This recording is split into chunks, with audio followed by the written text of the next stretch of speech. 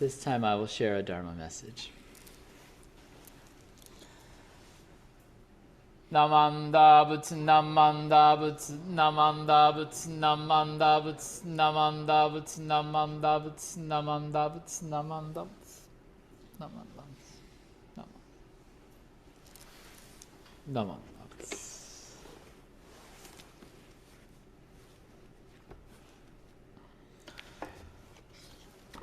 Namanda butsu, namanda butsu, namanda butsu.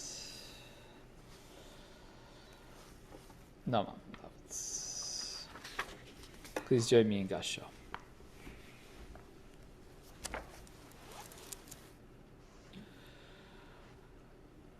Ko hongan rikieko, ido gunjo shoishin, kinyu kudoku dai hokai, hitsugyaku nudai eshushu. Tokushi renge zo sekai, sokusho shinyo hosho jin, yubon no ringen jinzu, nyusho join jionge. Bodhisattva Vasubandhu discloses the mind that is single, so that all beings be saved by Amida's directing of virtue through the power of the primal vow. When a person turns and enters the great ocean, treasure ocean of virtue, necessarily they join Amida's assembly. And when they reach that lotus-held world, they immediately realize the body of suchness or Dharma nature. Then, sporting in the forests of blind passions, they manifest transcendent powers. Entering the garden of birth and death, they assume various forms to guide others. Namanda butsu, namanda butsu, namanda butsu, namanda butsu. These words sound familiar? This was part of the Shōshinge, which we just chanted. So these are the verses. This comes about halfway through. These are the verses on Vasubandhu. And I wanted to talk about these verses this morning for a couple of reasons. One, I always think it's nice when we have our Shōshinge service to explore the meaning of Shōshinge, the meaning of these words that we chant. Also, this specific section of verse, I feel it really talks about what we're doing here this morning. And for me, this still really feels like a really fresh experience to come back into the Hondo and to be here together. And so these verses of Vasubandhu, they describe what we talk about entering into our path of the Dharma, and then how we emerge from that.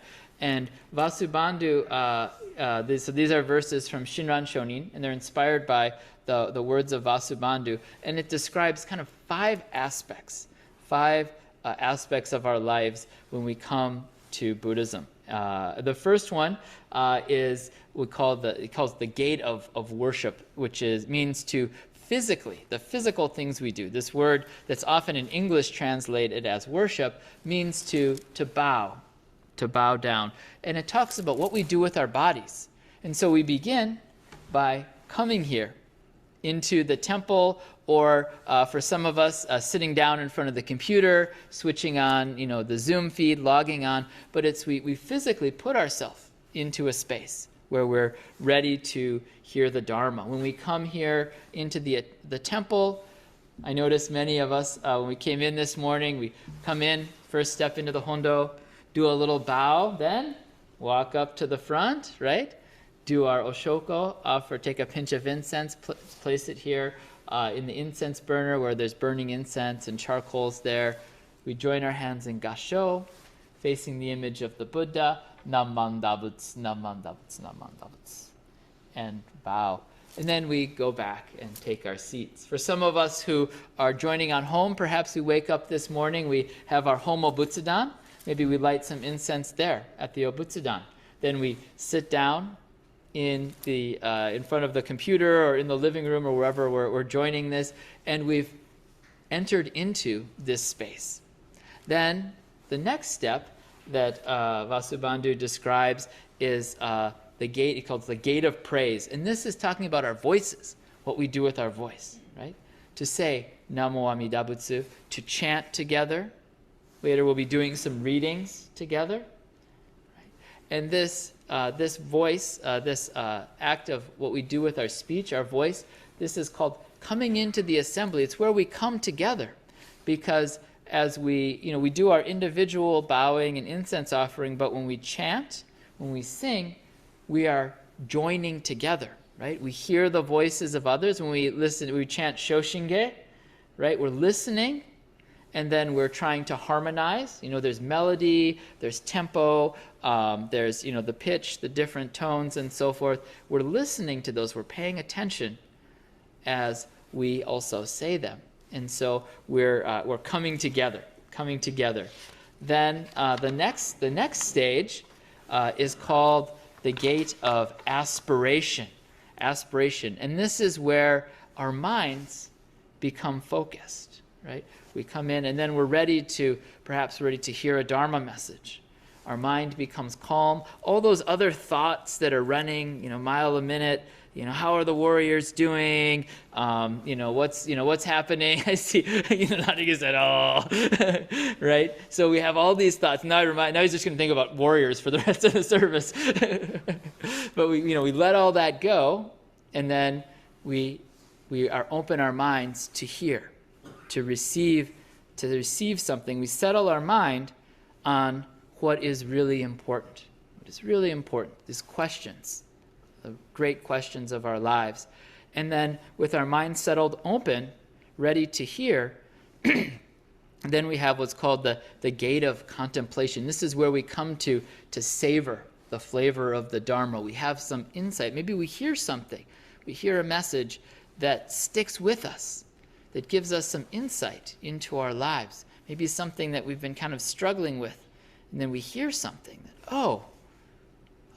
that, that's the answer to the question I've had. And sometimes those things come in, and it's much later that we have that moment of insight and clarity. But when we make our minds calm, that can come in, right? And then finally, so all of these first four steps, it's coming in, and then they talk about the gate of emerging, going out. We go out into the world, and we're changed by hearing the Dharma, by hearing the teachings, and then we become a different person. And that different person that we become, that then we interact with other people in our lives, and then their lives are transformed and changed too. So this process that Vasubandhu and Shinran Shonin describe, Shinran says, this occurs through the working of the Buddha's vow. The Buddha, Amida Buddha, who we have here, the statue in the center is the Buddha Amida. Amida Buddha made a vow to liberate all beings from suffering. And so that vow works in kind of marvelous ways that kind of exceed our expectations, or that don't operate according to our own agenda. And there's some wonderful examples of this that I'd like to share with you, this way of kind of entering into and then emerging from the Dharma. And one of my favorite examples of this is the story of a thief who lived at the time of Honen Shonin and Shinran Shonin. So Honen Shonin was Shinran's teacher. And so he had a community of people, and this was in Japan in the 11th century, or the 12th century, rather, kind of late 12th century, early 13th century, long time ago. And Honen welcomed all kinds of people to come into his community to hear the Dharma. And he welcomed men, he welcomed women, he welcomed the people of the aristocratic class, he welcomed common people. All people would welcome, and they would hear this teaching of the Nembutsu, these words, Namo Amida Butsu, that we recite. What does this mean? What is the meaning of these words? People would come to hear this, they would hear this teaching, and then they would go out saying, Naman Dabutsu, Naman Dabutsu. People would say, what is this Naman Dabutsu you're saying? It's, you got to go listen to Honen Shonin. He'll tell you all about it. And so all kinds of people were gathering there. It became to be a very large gatherings. And as I mentioned, some of these people were very, very wealthy. Particularly wealthy, kind of aristocratic ladies would often go and hear Honen's teachings. And they would never go out without, some money in case they needed to purchase something or, hire, a rickshaw or something to take them home. And so they always had their purses with money. And there was one person who was very, very aware of this. And his name was Mimishiro. Mimishiro was that thief that I mentioned. And so Mimishiro, he would see these ladies wearing their beautiful kimonos, walking through Kyoto, and he would say, I wonder where they're going. He would follow them. And at one point, he followed them all the way to this gathering. He saw, oh my goodness, look at all these people. What a wonderful opportunity. Not an opportunity to hear the Dharma, opportunity to pick some pockets, right? To do some thieving, right? And so he thought, okay, what I'm going to do is I'm going to hide here behind this bush, just on the edge of the gathering. And when everybody comes out, and there's a big mix of the crowd, then I'll mingle in with the crowd and I'll be able to, steal lots and lots of money and purses and all kinds of goodies. So Mimishiro was waiting, and he was drawn there. He was brought there by his greed, by his desire to rob people, right? And so, but he comes into the assembly. He's brought in to this gathering, and then he hears the people. Namman dabutsu, namman dabutsu, namman dabutsu. And he hears that, and there's something about these words, namman dabutsu, hearing this group of people saying the nembutsu together that calms his mind. It's calm, and he hears this, and he finds himself, namman dabu, namman dabu. What is this namman dabu all about? So he waits, and he has this question in his mind, and then he hears Honen Shonin teaching. He hears Honen Shonin sharing the Dharma, and Honen taught the words Namo Amidabutsu are the calling voice of the Buddha who has great compassion for all beings, but particularly deep concern for the wicked, for the foolish, for the greedy, for the angry. The Buddha wishes for all beings to be free, and so this teaching, these words, Namo Amidabutsu, are the voice of the Buddha assuring us that if we let go of our attachments, our thinking of me and mine, if we open our hearts and we entrust in Amida Buddha, that we will be able to realize a life of deep peace of mind. We will be able to realize birth into the world of enlightenment that we call the Pure Land of Amida Buddha. And Mimishiro listening to this, and he's saying, I've never heard anyone say there was a Buddhist teaching for wicked people. This sounds like this is Buddhism for people like me. I've got to find more about this. And so at the end, when everybody gets up, he's completely forgotten his plan to go out and mingle with the crowd and steal a bunch of purses. And instead, he waits till everybody has gone. And only Honen Shonin and a few of his closest companions in the Nembutsu are there. And Mimishiro approaches him. And he says, I came here today with ill intentions. But you said something. You said something that really struck me. You said that the teaching of Amida Buddha, that Amida Buddha's compassion is for even wicked people. And I'm going to be honest with you right now. I'm a thief. I've even killed people so I could rob their things. He expected Honen Shonin to go, ah! But Honen Shonin remains calm. And Honen Shonin says, I too have a burden of heavy karma. And so I entrust in Amida Buddha. Mimishiro says, wait. So even somebody wicked like me is embraced by Amida Buddha? Honen Shonin assures him, everyone is included. And so Mimishiro then, he comes in with this question, even me too? And he receives this insight, this flavor of the Dharma from Honen, this flavor of the Nembutsu. And then his mind opens and he says, you know what? I've been living my life in the wrong way. He gives up his thieving. He asks Honen, will you accept me and welcome me into your community? May I come and learn this teaching from you? Honen welcomed everyone. So Mimishiro too joined this community of the Nembutsu. He became one of Shinran Shonin's fellow followers of Honen Shonin, fellow students. His name came to be called Kyo Namu Amidabutsu, he who teaches Namo Amida Butsu, who teaches the Nembutsu.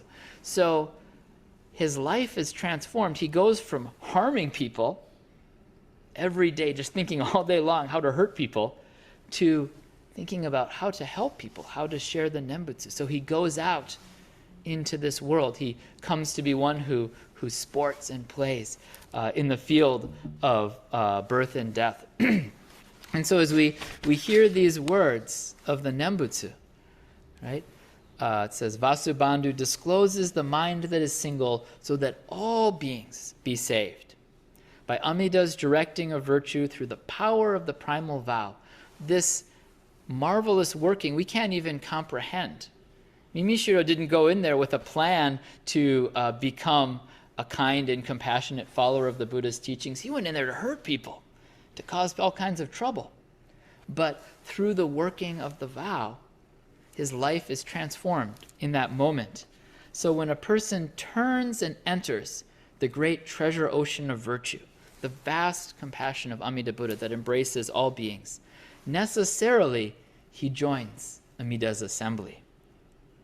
And when he reaches that lotus-held world, he immediately realizes the body of suchness or Dharma nature. This is true reality, realizing true reality. And then, sporting in the forests of blind passions, he manifests transcendent powers, right? So, in a kind of playful, joyful way, spontaneous, kind to others, right? Doing things that could never be imagined. Then entering the garden of birth and death, he assumes various forms to guide others, right? So think about Mimishiro, right? He has the form of the thief, and then he becomes the priest, right? But he never forgets that past. And once Honen Shonin, he's talking to Honen Shonin, and he's like, so when I say the Nembutsu, should I go around loud in the street, Namman dabu, namman dabu, namman dabu? And Honen says, seems like you might be showing off there a little bit. He's like, remember when you were a thief? Would you go around telling people you were going to steal their purse? He says, oh, no. Honen says, the Nembutsu is kind of like this. You have your true intention in your heart. You don't need to make a big show of it, right? It just naturally comes out in the life that you live, in your way of being with other people, right? And so let go and allow the other power of the Buddha's compassion to flow through you. And so when we hear these words, Namo Amida Butsu, we receive this way of living, this compassionate voice of the Buddha. So that's what we do. We come together in this way. We come together. We enter this hall. We sing and we chant together. We open our minds to hear these words, Namo Amida Butsu. And in these words, we receive a very profound message, the message of the Buddha's compassion, speaking just for us, just as we are. And so in this way, it's wonderful to come together and to hear the Nembutsu and to hear this voice, Namo Amida Butsu. And having come in here, then we go back out into the world at the end of service, and we carry this transformed heart and mind. We carry this Nembutsu with us out into the world. And in this way, the Buddha's compassion continues to work here in San Francisco or wherever we may be joining on Zoom this morning, or for watching this later on YouTube. Then, throughout the world, the Nembutsu and Amida's compassion continue to be at work, guiding all beings to join in Amida's assembly. So I'll conclude my reflections at this time. Let us join our hands in Gassho and recite the Nembutsu. Namo Amida Butsu. Namo Amida Butsu. Namo Amida Butsu. Namman Dabutsu. Namman Dabutsu. Namman Dabutsu.